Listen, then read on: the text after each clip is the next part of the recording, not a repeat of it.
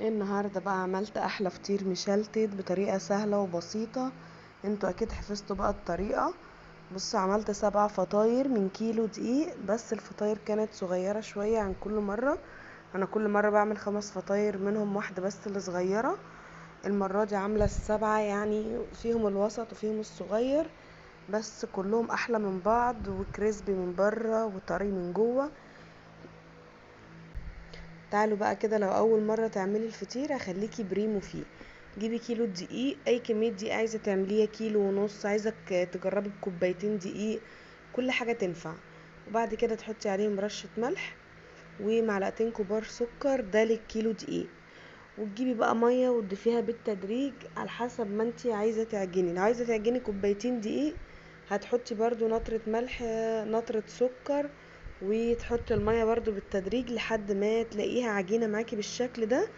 واديله بقى ضرب ضرب ضرب وعجن لحد 10 دقايق كده، لحد ما تبقى معاكي العجينة شكلها كده. سبتها ترتاح ساعة، وبعد كده فردتها بقى كده على صينية، على رخامة. ممكن تاخدي قطعة قطعة تفرديها، بس انا اسهل لي يعني بورق الفطير كله مع بعضه. دي كده توريقة السبع فطاير.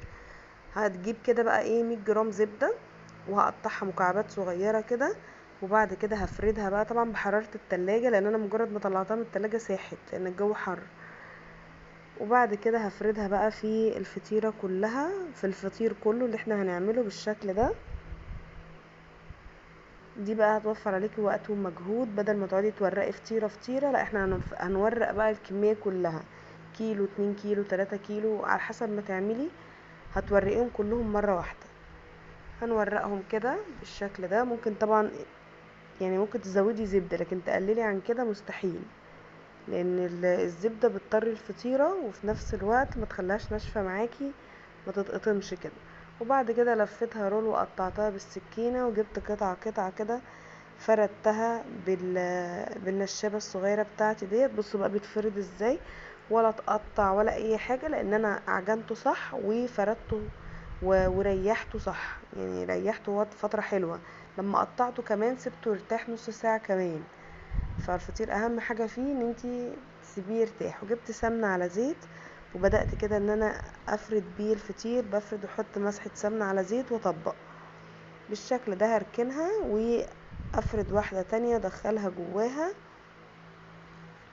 جبت برضو قطعة اهيت وهفردها، لان دي هعملها فطيرة كبيرة، ممكن تدخلي كذا فطيرة جوا بعض لو عايزاها كبيرة.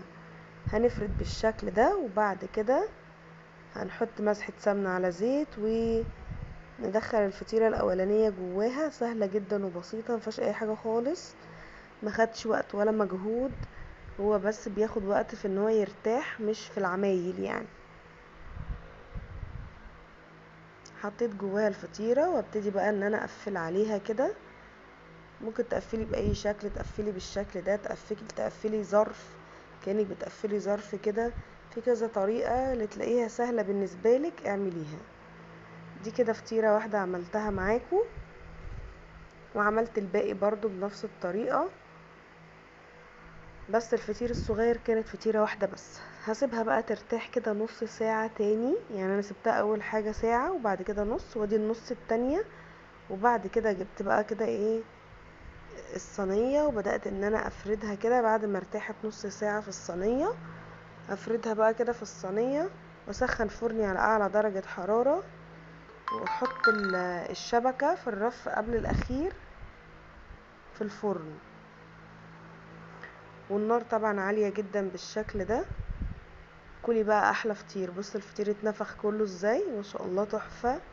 وفي فرن البوتاجاز، ولا نشف ولا هبط ولا عضد معايا. بص المورق ازاي، بجد يتاكل حاف كده، مش محتاج جبنة ولا عسل ولا اي حاجة معاه. ممكن بقى تحشي الفطيرة جبن.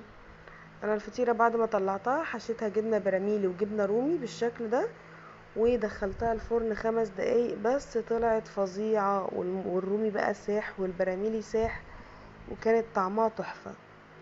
بصوا بقى الجمال والتوريق، وكل دوت بطريقة واحدة وبخطوة واحدة بس.